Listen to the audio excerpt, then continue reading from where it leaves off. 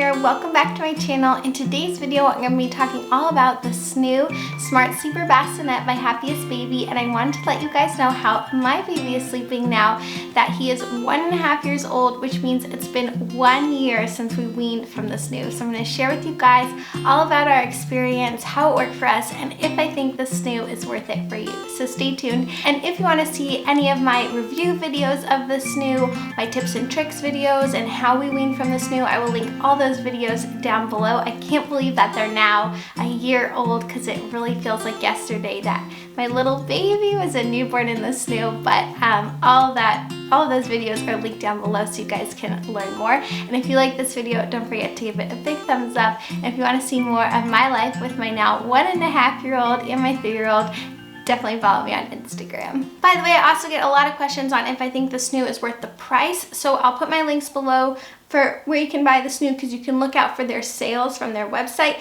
You can also rent it, so I'll put that link as well. So if you guys are interested in any of that, check below. Well, let's jump into the question you guys are here for, which how does my baby sleep now and how did the Snoo affect his sleep? My baby sleeps great. He sleeps from 7 p.m. to about 7 a.m. and he does really well. He's, like I said, 1.5 years old, and he also naps during the day from about 12:30 to 2:30. So he gets a solid 14 hours, which is really good for a baby his age. And I believe that the Snoo really did help him. I also think that he's naturally or biologically a good sleeper. He always felt that way to me, and I've even mentioned that in my first initial reviews of the Snoo that I thought he was a good sleeper, but there's just no way to know if that was the Snoo or him. But I do believe the Snoo was so helpful for him learning how to fall asleep on his own and giving me some chance for extra hours of sleep at night with a little baby. So I'll get more into that as well. So the first thing I want to say about baby sleep and our journey is that I believe that people have crazy expectations for babies and how they should sleep.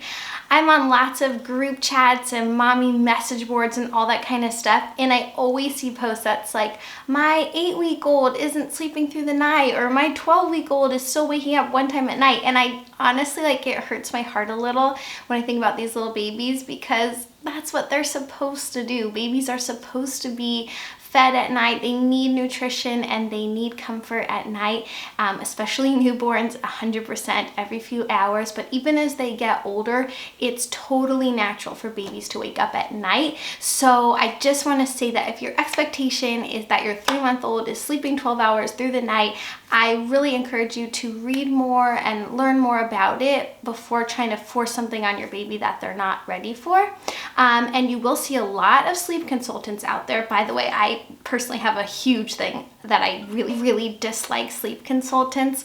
The profession is not something that's like monitored or authorized in any way by any sort of like authority. Anyways, I can get into that in a whole nother video. But basically a lot of moms in desperation and exhaustion purchase these really expensive either sleep consultants or sleeping books, only to realize that what they really just need is a little bit more time for their baby to learn to sleep on their own. So that's my little spiel before I get into it. Okay, so back to my personal journey now that I've shared with you guys my true thoughts.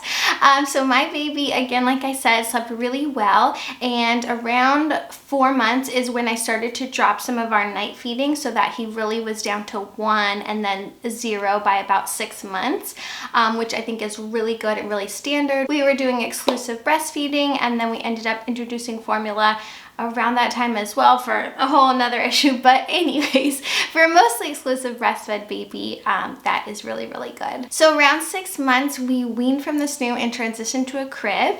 And I'm sure a lot of you guys are wondering how that went. And I know a lot of Snoo moms are really nervous about that. For us, it was really well. It went really well. It took about a week, I would say, till we were back to our normal sleeping routine. And again, that's just one of those like expectation things.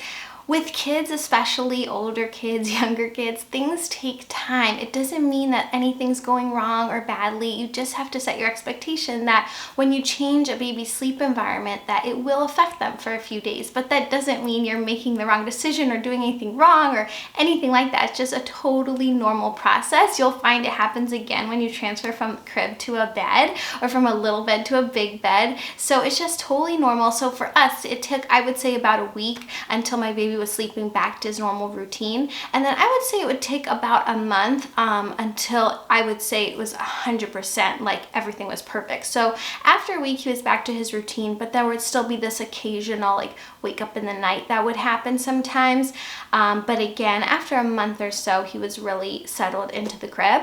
One of the things that worked really well was the weaning mode on the Snoo. So about 2 to 3 weeks before we actually transferred him from the Snoo, we stopped using motion, then we stopped using the noise, and we started using our own noise machine, which I'll link down below. I actually love it. It's from Amazon. It stays on the whole night, and he got used to hearing that sound. I think it's really similar to the Snoo sound, which is why I like it. It's also half the price of the Hatch. I just wasn't really that into the Hatch. I know a lot of people love it, but the sound is really similar. It can stay on all night, so he got used to that sound so that when we moved him to his crib, he, you know, had that sort of memory, and he didn't have any more of the rocking motion, so he had kind of gotten used to being put to sleep without that.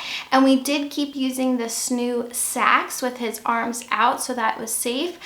So that was another thing that kept the consistency when we switched from the Snoo to the crib. So then he grew out of his Snoo sacks. So then he grew out of his Snoo sacks, I would say before 9 months. I'll double check and leave in the description if that timing isn't exactly correct. But we transferred him to just a regular sleep sack, which I would show you, but I think they're all in the wash.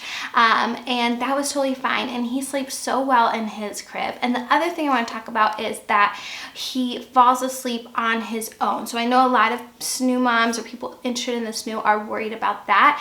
And for me, that really didn't have anything to do with the Snoo. It just meant I could have less time rocking him at night to soothe him. That's what I love about the Snoo. So I always put him in the Snoo awake but drowsy, they say. So like after he had nursed, he's calm and relaxed and very tired and almost asleep, and I would put him in the Snoo, and then the Snoo would sort of do that last rocking motion and he would fall asleep.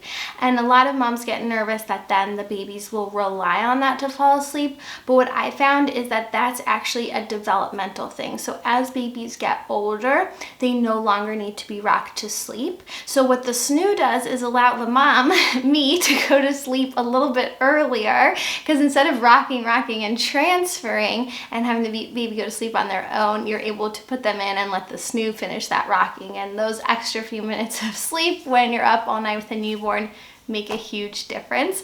But as babies get older, they don't need that rocking motion as much. So I would say it's not that the Snoo teaches them or you know, makes them dependent on the rocking. It's that it helps them through that developmental stage to give mom a little bit of a break, because as you know, we live in times where, unlike past generations of humans, we don't have tons of extended family and siblings and aunts and grands and all that kind of family living around us to help with newborns. It's a lot of moms doing it all on their own.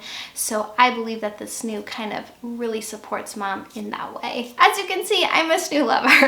So overall, I think the Snoo is a total game changer. We absolutely love it. I think it really helped us through those newborn and baby stage days, and my baby sleeps absolutely great now. Like I said, he's 1.5, goes to sleep on his own, falls asleep at nap time on his own and all that. Of course, there are months and moments where teething happens, sickness happens, whatever it is, and he doesn't sleep perfectly. There definitely were times where he was up in the middle of the night. I would say up until age 1, it was fairly common that he would wake up once at night, and I believe that's all developmentally appropriate and fine, and now he sleeps so good, and I'm really thankful for that, and I'm thankful that the Snoo got us to that point. So if you're interested in the Snoo, I'll put all of my links down below so you can check it out.